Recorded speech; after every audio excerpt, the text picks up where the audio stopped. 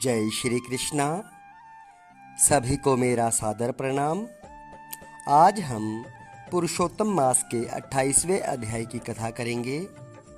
सभी से निवेदन है कि कथा को ध्यानपूर्वक सुने और चैनल को सब्सक्राइब करें। श्री नारायण कहने लगे कि हे नारद, इसके पश्चात वह अत्यंत दुखों को भोग कर बंदर योनि को प्राप्त हुआ। पापों का नाश करने वाला एक सरोवर था जो देवताओं को भी दुर्लभ मृग तीर्थ नाम से विख्यात था। इसी तीर्थ में वह ब्राह्मण फलों की चोरी के पाप से बंदर की योनि को प्राप्त हुआ। नारद जी कहने लगे, हे प्रभु, करोड़ों पापों से युक्त वह बंदर उस तीर्थ में कैसे बसता रहा। श्री नारायण बोले, चित्रकुंडल नाम वाला कोई वेश्य था। उसकी तारका नाम की स्त्री थी। इन दोनों के पुरुषोत्तम मास करते हुए पुरुषोत्तम मास चला गया। पिछला दिन आने पर स्त्री सहित चित्रकुंडल ने अत्यंत प्रसन्नता के साथ उद्यापन किया और उद्यापन कराने के निमित्त स्त्री सहित वेद को जानने वाले ब्राह्मण को बुलाया। हे नारद, वहां धन के लोभ से कंजूस ब्राह्मण भी पहुंच गया। जब उद्यापन विधि समाप्त हो गई तो चित्रकुंडल वेश्य ने स्त्री सहित ब्राह्मणों को अत्यधिक दान देकर प्रसन्न किया। उसकी बहुत सी दी हुई दक्षिणा से ब्राह्मण अति प्रसन्न होकर अपने अपने घरों को चले गए। परंतु अत्यंत लोभी वह कंजूस रोता हुआ उसके आगे आकर खड़ा हो गया और विनय से नम्र होकर अति गदगद वाणी से चित्रकुंडल से बोला, हे चित्रकुंडल, वेश्यों के पति आप इस समय कृतार्थ हो जो आपने पुरुषोत्तम का सेवन किया, ब्राह्मणों को बहुत सा धन दिया, किंतु मुझ भाग्यहीन को क्यों नहीं कुछ दिया। उस कंजूस के ऐसे वचन सुनकर उस वेश्य ने कंजूस को भी बहुत सा धन दिया। उस ब्राह्मण ने इस धन को लेकर पृथ्वी में गाड़ दिया।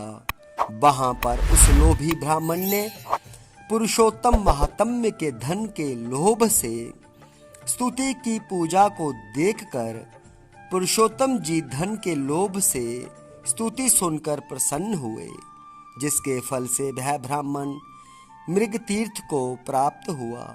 वह तीर्थ जल वाला, घनी छाया वाला, मीठे मीठे फल वाले पेड़ों से शोभित अत्यंत सुंदर वन था। श्री नारायण कहने लगे, हे नारद, जब श्री रामचंद्र जी ने समुद्र में पुल बांधकर रावण का वध कर दिया तो रावण के मारे जाने से ब्रह्मा, शिव, इंद्रादि सब देवताओं ने प्रसन्न होकर श्री रामचंद्र जी को वर मांगने के लिए कहा। तो उस समय रामचंद्र जी ने कहा, हे देवताओं, यहाँ पर जो शूरवीर वानर राक्षसों के हाथों मारे गए हैं उनको शीघ्र जीवित कर दो। इतना सुनते ही देवताओं ने अमृत की वर्षा करके सब वानरों को जीवित कर दिया। जीवित होकर सारे वानर जय जयकार कर उठे। श्री रामचंद्र जी विमान में बैठकर चारों ओर खड़े हुए वानरों को कहने लगे, जहाँ जहाँ पर मेरे ये बहुत काल तक जीने वाले वानर बसेंगे वहाँ वहाँ पुष्प फल वाले वृक्ष हो जाएंगे, नदी मीठे जल वाली हो जाएगी, शीतल सुंदर सरोवर होंगे। मेरी आज्ञा से तुम सब जाओ, तुमको कोई नहीं रोकेगा। हे नारद, फिर वह लोभी बानर पर्वत जैसा बढ़कर बहुत सी भूख और प्यास से युक्त होकर लोभी हो वन में विचरने लगा। जन्म से ही उसके मुख में पित्त की पीड़ा थी उस पीड़ा से रात दिन उसके मुख से खून बहता था और वह अत्यंत पीड़ा युक्त होकर कुछ भी नहीं खा सकता था।